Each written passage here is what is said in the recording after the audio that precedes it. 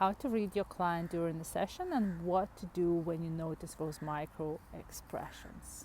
So this is something I teach in my Advanced Conversational Hypnosis Mastermind. And one thing that you need to do or be during the session to be able to spot these micro expressions, these unconscious moments, what we call in Advanced Conversational Hypnosis, is you have to be present. You have to be present in there with your client. So if you're like scrambling to find the script, do you think you're going to see it? Probably not. If you are in your head trying to remember what's the next step of your technique, again, there's like a very high chance that you're going to miss it. So you have to be completely present with your client. So there's one kind of requirement. So when you are present with your client, you will start noticing that even when we're talking about something that doesn't seem to be emotional to them, they might give themselves out.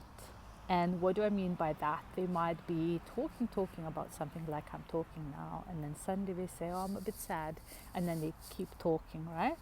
So you have to be able to catch that I'm a bit sad. And what do you do with that? You put attention on it. So when you put attention on it, you can ask about it. You can dig deeper into like the sadness. You can just repeat back, oh, so you're feeling a bit sad. And actually sometimes clients go, oh, did I say that? And I'm like, yes, you just did. Oh, well, yeah, I'm sad because, and then they go into that sadness a bit more, and you get more unconscious information. Because you see, sometimes so unconscious mind actually gives itself out even when people are trying to hide it. And because it's unconscious information, while they're trying to consciously justify the problem or whatever they are doing, sometimes they don't remember that they actually just said that.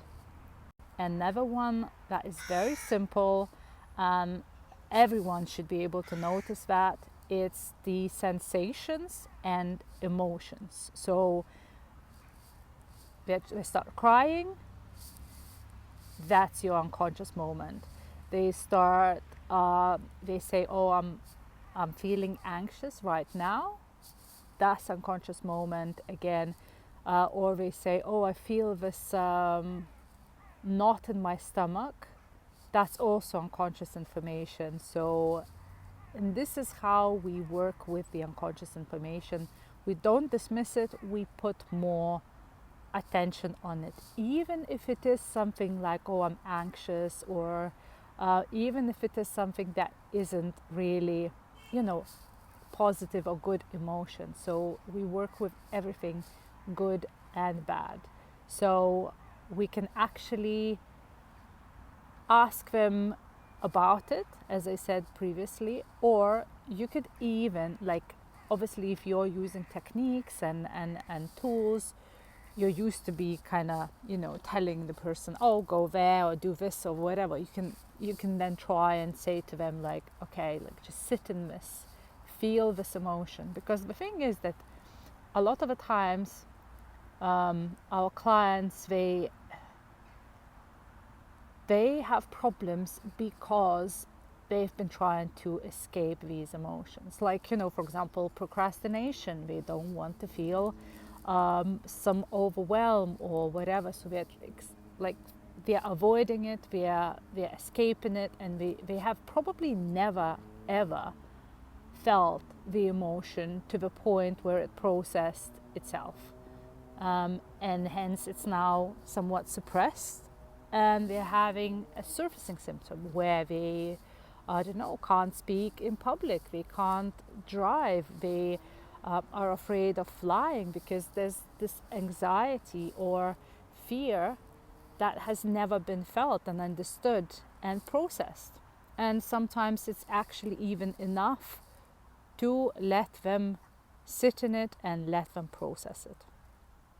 Also, when you hear in your client's voice that, this this is making them emotional while we are talking about something, that means this thing is significant. You need to ask about it. You need to dig deeper into it, and don't be afraid to be digging deeper, because this is how they will be able to process it and have these breakthroughs that you want for your clients. So what do you mean by, if they're talking something and you can hear in their voice, so maybe their voice trembles a little bit, or they, become a bit high pitched,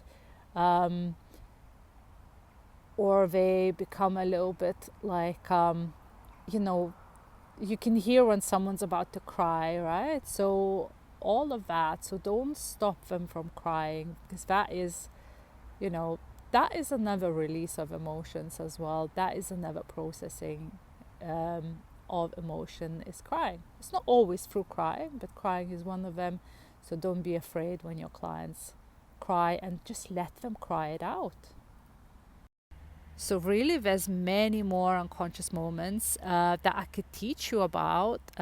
These are like facial expressions, voice expressions, and a few methods how to deal with them when you notice them in a session. So if you're really curious about unconscious moments specifically, you can go to Udemy and get my short course about just that specifically.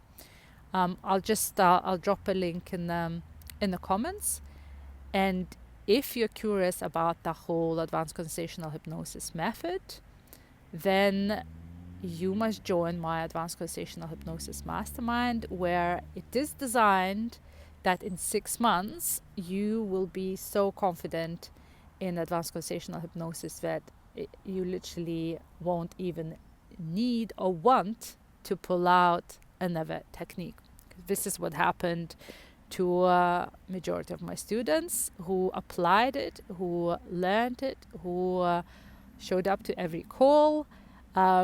They just said, look, I don't even want to do anything else, because why? I know this is so effective and I don't need to remember anything. I just have that skill that I use spontaneously in the session.